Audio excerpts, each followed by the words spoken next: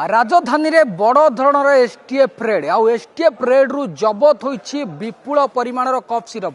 प्रथमतः आपन को दृश्य देखाइबाकू चाहिबी केउपरि भाबरे कफ सिरप जबत होईछि। एसटीएफ एवं ड्रग्स कंट्रोलर रो मिलित चढ़ाऊ रे ए सब कफ सिरप जबत होईछि। जदि कहिबा एसटीएफ वीआरएल लॉजिस्टिक रु 71 पेटी रु प्रायतः 8520 बोतल रेस्क्रोन टी कफ सिरप जबत होईछि। एसबू कोडिन कफ सिरप अहमदाबाद रु भुवनेश्वर को आसुथिला एवं परवर्ती समय जो सूचना रही बालेश्वर को जाइथांता बड़ ऑर्डर बोली मध्य सामना को आसुची। ड्रग्स कंट्रोलर डिपार्टमेंट और एसटीएफ रो मिलित चढ़ाऊ रे एसबू कफ सिरप जबत होईछि। एसबू बेआईन कफ सिरप किए केउ उद्देश्य आणुथिला जदियो स्पष्ट होई पारि नाही, किंतु यह निश्चिंत रूप से बेआईन यह एक निशा द्रव्य रूपे मध्य व्यवहार होता बोली जो अनुमान करा जाउछि। तेबे वीआरएल लॉजिस्टिक्स को केउ कंपनी द्वारा आसीथिला परवर्ती समय केउ व्यक्ति को नहीं ताकू व्यवहार लगाई थांते बा बिक्री उद्देश्य रखी थांते ता हेउछि बड़ प्रश्न।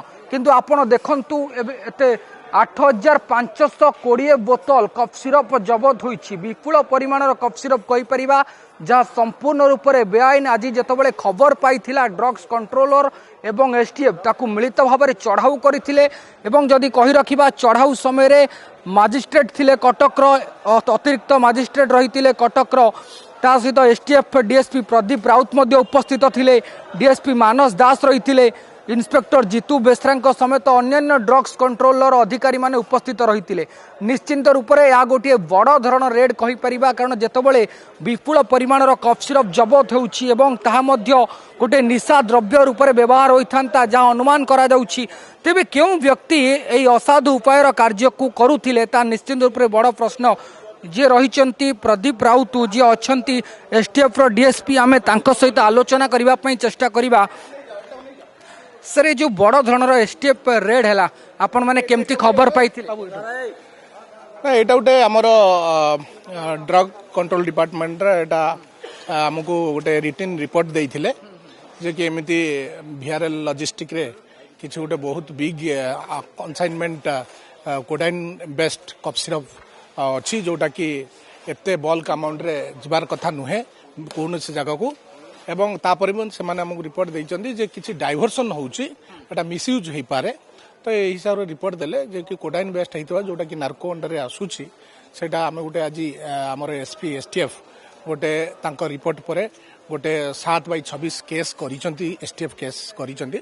आमे आज हमर जॉइंट टीम सहित से ड्रग डिपार्टमेंट ड्रग इंस्पेक्टर माने हमर एग्जीक्यूटिव मजिस्ट्रेट कटक सदर तहसील रे स्टाफ माने भी आसीचंती।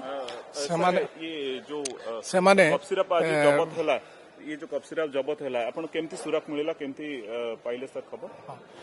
एटा हमर ड्रग कंट्रोल डिपार्टमेंट रे गोटे रिपोर्ट हमकु देइथिले, जो रिपोर्ट रे हमर एसपी एसटीएफ आज हमर एसटीएफ केस नंबर 7/26 रेजिस्टर करी इन्वेस्टिगेशन पाई कहिथिले।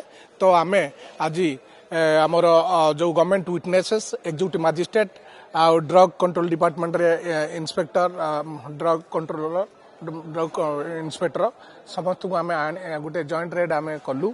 ए वीआरएल लॉजिस्टिक भितर थिबा आमे देखिलु जे गोटे बल्क अमाउंट रे कोडाइन बेस्ट कफ सिरप कोठू आसुथिला, किए नउथिले तार किछि खबर आसलानी? अद्यावधि आमे पाइछु एटा अहमदाबाद दुरु आसीछि बोली कि।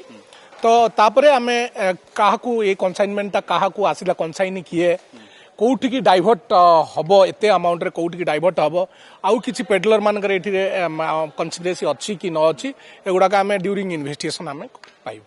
निश्चित रूपे खोलताड़ हेबो एवं अधिक खोलताड़ पर ही जना पड़िबो केउठी को जाउथिला एवं केउ व्यक्ति यहा को नेउथिले। तबे ड्रग्स कंट्रोलर जे इंस्पेक्टर रहिचंदी आमे आलोचना करनबा। आपण खबर पाइथिले परवर्ती समय एसटीएफ को जणाइथिले, किंतु विपुल परिमाणर कफ सिरप कुआडे जाउथिला ता एबे संदेह करे। एटा ड्रग पेडलर माने एको बहुत हमर ओडिसा रे जते सब डिस्ट्रिक्ट गोटे अछि तो सेई सब विभिन्न जगह को से माने सप्लाई करंती।